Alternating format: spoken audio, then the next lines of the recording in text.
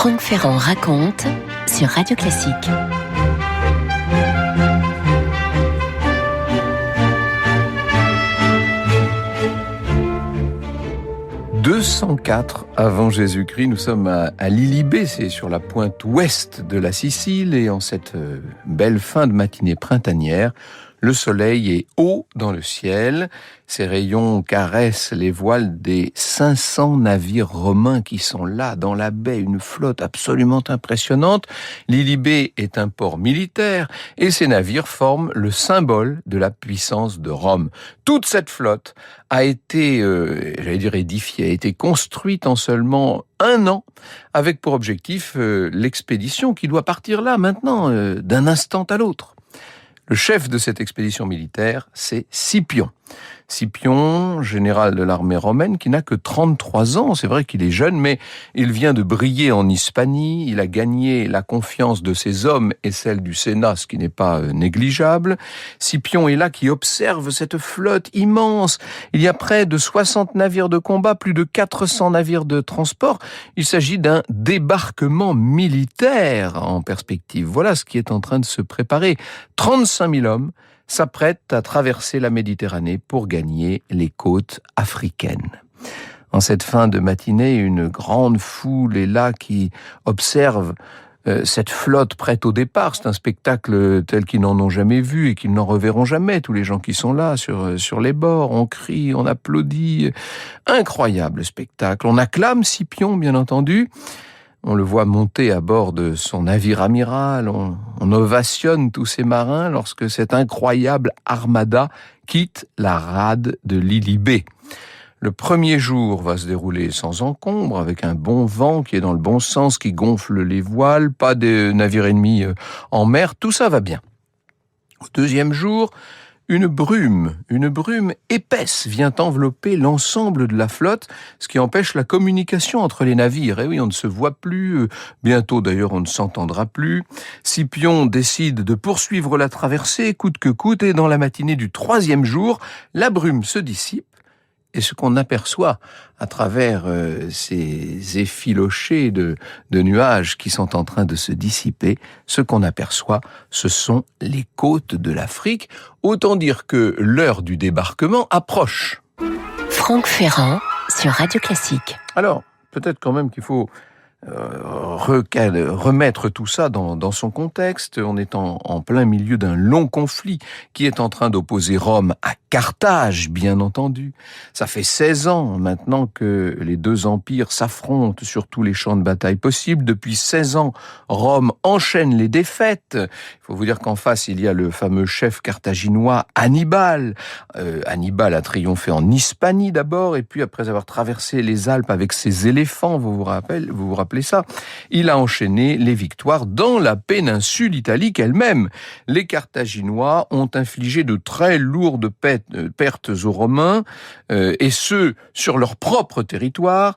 La route de Rome était ouverte, seulement Hannibal a fait une erreur. Oh, quand je dis une erreur, il a fait une faute énorme. Ne pas exploiter suffisamment ses victoires. Il a cantonné son armée dans le sud, dans la région des Pouilles, pour attendre du renfort. Ça a été sa faute. Pour l'Empire romain, les années de combat contre Hannibal n'en ont pas moins été très dures, mais on a commencé à remporter quelques victoires, en Hispanie notamment, lorsque Scipion, justement, a remporté plusieurs batailles et repris l'ascendant sur des troupes carthaginoises que la péninsule hispanique avait habituées à plus de succès. Afin de porter un coup fatal à l'Empire carthaginois, il s'agit donc maintenant de traverser la Méditerranée, d'aller attaquer en quelque sorte le mal à sa racine, d'aller prendre le capital des Carthaginois, d'aller évidemment se confronter à la ville-mère, à Carthage. Scipion va devoir convaincre le Sénat quand même d'accepter cette expédition incroyablement coûteuse. Alors il faut l'imaginer là au milieu des sénateurs, dans leur grande toge. Prétexte: jusqu'à présent, dit Scipion, c'était Carthage qui faisait la guerre à Rome. Désormais, c'est Rome qui fait la guerre à Carthage. Nous allons arracher Hannibal à l'Italie. Nous allons transporter la guerre en Afrique et l'y achever. Seulement, il y a eu ces lourdes défaites à répétition qui ont quand même rendu les politiques et les généraux de Rome assez frileux. C'est vrai que Scipion, à l'image de son père et de son oncle, qui sont morts au combat en Hispanie, est un brillant jeune chef. Mais se rendre en plein cœur du territoire carthaginois, de l'autre côté de la Méditerranée, là-bas, c'est quand même un projet très ambitieux. Est-ce que ce serait vraiment prudent d'envoyer autant de troupes par-delà la mer, alors qu'Hannibal se trouve encore là, dans la péninsule, sur le territoire romain, prêt à attaquer d'un instant à l'autre? Scipion, lui, n'en démord pas. Il sait que c'est là-bas que ça se passe. Il a l'intention de venger son père et son oncle. Selon lui, il faut élargir le théâtre des opérations. La victoire finale, elle s'obtiendra là-bas, à Carthage, et non pas à Rome. C'est vrai qu'il a de la fougue, cet homme-là. Les sénateurs sont impressionnés. Est-ce que pour autant, ils sont convaincus? Disons que Scipion est extrêmement populaire auprès des Romains et que c'est plutôt à la rue, c'est plutôt à la pression populaire que vont finir par céder les sénateurs. Ce n'est pas à Scipion lui-même qu'ils cèdent, c'est à la volonté du peuple de Rome. Ils acceptent finalement que Scipion puisse donc préparer cette expédition et qu'il puisse la mener à son terme. Et c'est dans ce contexte que se déroule la fameuse traversée par laquelle j'ai commencé tout à l'heure. Ces 35 000 hommes embarqués sur tous ces navires pour traverser la Méditerranée en direction des côtes de l'Afrique, en direction de ce que nous appelons la Tunisie. Dans son ouvrage « Scipion l'Africain », Luc Marie écrit, je le cite, « Débarquant massivement sur les hauteurs dominant la ville de Carthage, les Romains y établissent le fameux Castra Cornelia, provoquant un véritable mouvement de panique dans les campagnes environnantes. Des familles entières quittent ainsi leurs fermes pour se réfugier dans les remparts de Carthage. Au sein de la cité, c'est la franche panique. Depuis plus de 50 ans, aucun soldat romain n'avait foulé le sol africain. Dans Carthage, c'est la mobilisation la plus totale. C'est Hasdrubal qui défend la cité, un chef pas vraiment rassurant pour la population carthaginoise, car déjà il a été battu par Scipion en terre espagnole. Mais pour le moment, les portes de la ville sont verrouillées, les remparts gardés jour et nuit par plusieurs centaines de soldats dans la crainte d'une attaque intempestive des forces romaines. De son côté, Scipion affiche une forme éblouissante. Une confiance d'autant plus inébranlable qu'un allié de choix est venu renforcer ses troupes, Massinissa et ses cavaliers numides. Autant dire que le sort de cette guerre, le sort de cet affrontement punique, autant dire que le sort de Rome elle-même se joue maintenant de ce côté-ci de la Méditerranée. Alors, face au débarquement de Scipion et de ses troupes non loin de Carthage, inutile de vous dire que la population n'a pas grand-chose à opposer, et d'autant plus qu'en bon politique, Scipion parvient à attiser les divisions qui déjà existaient de ce côté de la Méditerranée afin de se voir rallier la moitié des troupes numides. Le Sénat carthaginois est très divisé. Est-ce qu'il faut combattre Scipion avec les quelques hommes valides dont on dispose? Est-ce qu'il vaudrait pas mieux parlementer? Est-ce qu'il faut faire revenir Hannibal et ses hommes? Mais à ce moment-là, on perdrait l'ensemble des conquêtes là-bas, au nord, dans la péninsule italique et ailleurs. De son côté, Scipion ne souhaite pas prendre la capitale de force. Il organise le siège de la ville afin d'y affamer les habitants, afin de les pousser à la reddition. On connaît, c'est toujours la même stratégie, bien entendu. Et les Carthaginois se disent qu'il est grand temps de parlementer. Ils vont proposer de rappeler leurs troupes d'Italie, contre quoi Scipion et ses hommes retourneraient là d'où ils viennent. Seulement Scipion ne veut pas du tout s'en tenir à cela. Je ne suis pas venu en Afrique chercher la paix, je suis venu chercher la victoire et la gloire, dit-il. Les Carthaginois, dès lors, n'ont d'autre choix que de rappeler Hannibal. Ils envoient des émissaires le convaincre de rentrer défendre Carthage. Hannibal reçoit la nouvelle. Furieux, il est littéralement fou de colère. Le Sénat de Carthage avait tellement rechigné à lui envoyer des renforts. Et voilà maintenant où on en est.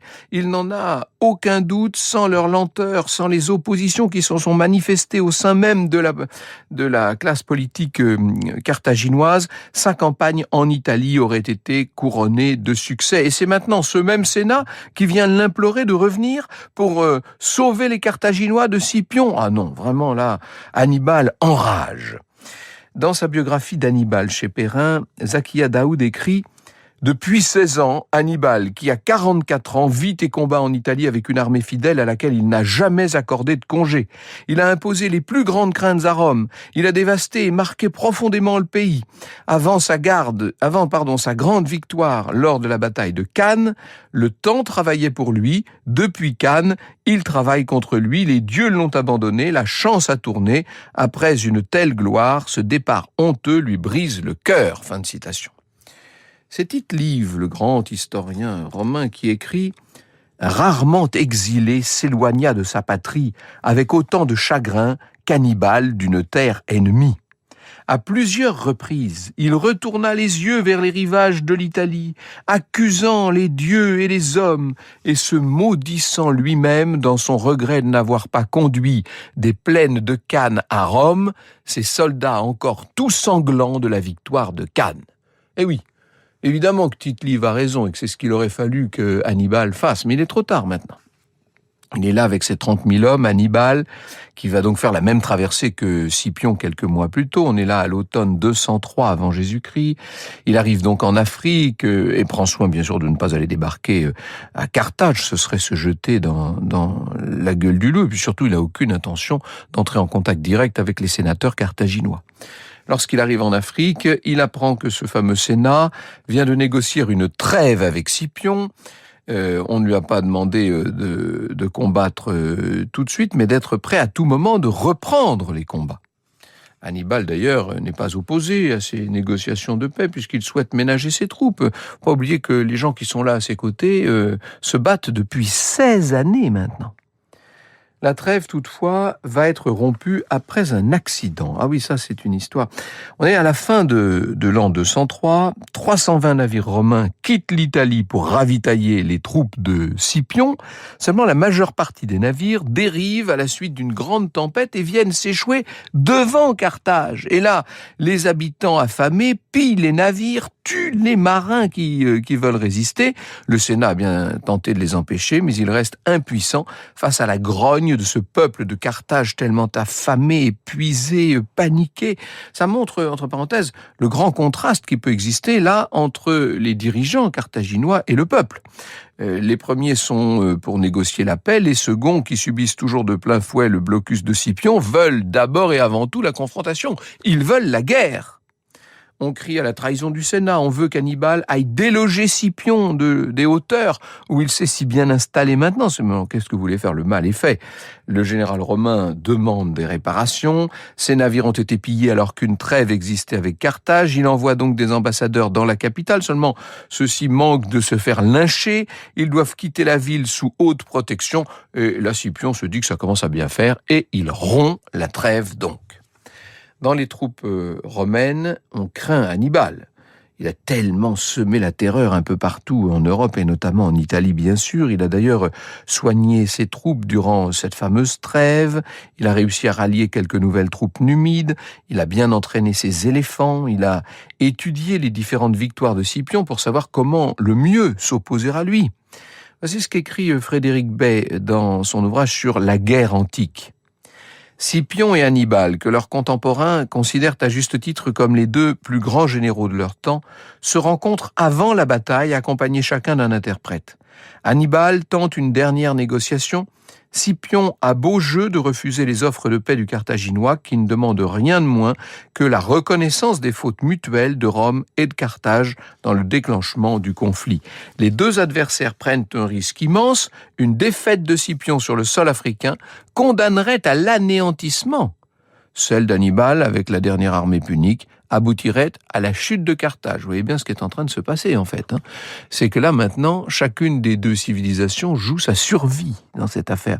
Ça fait partie de ces guerres de ces batailles tellement décisives de l'histoire. Voici ce qu'écrit le grand historien antique Polybe. Pour les Carthaginois, il ne reste plus qu'à lutter pour leur propre salut et leurs possessions africaines. Et pour les Romains, à lutter pour la domination du monde et l'empire universel. Jamais on ne vit s'affronter des armées plus valeureuses, des chefs souvent victorieux et rompus aux choses de la guerre. Jamais la fortune ne proposa aux combattants un enjeu d'une telle importance. C'est Jean-Baptiste Galen qui a préparé cette émission ce matin. Il nous amène à la grande bataille, celle qui a lieu le 19 octobre 202. 19 octobre 202 avant notre ère, au petit matin, Scipion déclare à ses hommes « C'est l'ultime bataille qui se terminera par une victoire définitive et qui dictera celui qui commandera le monde. Le prix de la victoire, ce n'est pas l'Afrique ou l'Italie, c'est la terre entière. Pour les vaincus, le danger est aussi grand que pour les vainqueurs, la récompense. » Et la bataille va avoir lieu. Elle a lieu à Zama. Vous avez sans doute entendu parler de cette bataille, bien sûr. Zama, ça se trouve à 127 de nos kilomètres au sud-ouest de Tunis. Scipion peut compter 35 000 hommes dans ses rangs, tandis qu'Hannibal en aligne 50 000. Mais vous imaginez bien que les légionnaires romains de Scipion sont plus aguerris que les troupes qu'a pu réunir Hannibal, si bien entraînée une partie d'entre elles puisse être. La bataille débute avec la charge de 80 éléphants sur les lignes de Scipion. Seulement le général romain a beaucoup appris sur la stratégie d'Hannibal, il le connaît par cœur et il va faire donner tous les clairons et les corps de Rome pour affoler les éléphants, dont la moitié va se retourner contre l'armée d'Hannibal. Et on voit les éléphants carthaginois qui, un peu perdus pour certains et faisant le vide autour d'eux, ai-je besoin de vous le dire, se retournent contre les troupes d'Hannibal. Et ensuite, Scipion ne va pas placer ses unités de façon compacte, mais il les a mises en quinconce. Il laisse comme ça des couloirs entre les unités, couloirs dans lesquels les pachydermes s'engouffrent, ce qui les expose évidemment totalement. Et à ce moment-là, les Romains peuvent les abattre à grands coups de javelot. C'est un carnage indescriptible, cette bataille de Zama. Démonstration de force pour Scipion, qui va prouver que Rome a beaucoup appris des nombreuses défaites accumulées depuis quelques décennies. Scipion adopte la même stratégie que celle qu'avait adoptée Hannibal pendant sa glorieuse victoire à Cannes. C'était 14 ans plus tôt, Cannes. Rien à voir avec le Cannes, la ville du cinéma. Nous parlons de Cannes en Italie, là. Les 2 et 3e lignes sont littéralement envoyées sur les ailes de l'armée ennemie pour encercler l'armée d'Hannibal qui va se trouver de plus en plus prise en étau. Et les Carthaginois, devant cette manœuvre, essaient de reculer. Ça va durer une journée de combat extraordinairement sanglant, mais à l'issue de cette journée-là, ce sont bel et bien les troupes de Scipion qui sont victorieuses. 20 000 soldats sont morts du côté carthaginois. 15 000 ont été faits prisonniers du côté des Romains. On relèverait, semble-t-il, 1500 hommes seulement. Vous savez que l'histoire est toujours écrite par les vainqueurs et qu'il faut se méfier de ce genre de chiffres, surtout lorsqu'on parle de guerres antiques. Les Carthaginois n'en désertent pas moins le champ de bataille. Scipion va aller jusqu'à piller leur camp et il pourra comme ça envoyer à Rome un lourd butin. Ça fait toujours plaisir aux sénateurs. Bon, bref, s'il fallait résumer tout ça d'une phrase, je dirais que la victoire de Scipion est totale. Franck Ferrand sur Radio Classique. Je cite de nouveau Zakia Daoud. Rentré à Tunis, Scipion y reçoit 30 ambassadeurs carthaginois. Ils implorent pitié et compassion. Ayant étudié la situation de Carthage, Scipion décide de ne pas attaquer la ville bien protégée, mais il dicte de nouvelles conditions de paix plus sévères que les premières, auxquelles elles s'ajoutent. Les Carthaginois vivraient libres selon leurs lois, conservant leurs villes, territoires et frontières d'avant la guerre sur lesquelles Rome cesserait ses ravages. Ils rendraient tous les transfuges, déserteurs et prisonniers de guerre, livreraient tous leurs navires de guerre et tous leurs éléphants sans pouvoir en dresser d'autres. Ils ne feraient plus la guerre ni en Afrique ni au dehors sans l'autorisation du peuple romain et paieraient en 50 annuités 10 000 talents d'indemnité, enverraient 100 jeunes gens choisis par Scipion en otage à Rome, rendraient les navires pris avec leur chargement complet ou le rembourseraient. C'est de fait un protectorat romain imposé à Carthage. Personne, 2 ans plus tôt, n'aurait pensé qu'une victoire aussi éclatante de Rome ait pu être atteinte. C'est la fin de la 2e guerre punique. Elle avait commencé donc 16 ans plus tôt, cette 2e guerre punique. Scipion prend le surnom de Scipion l'Africain.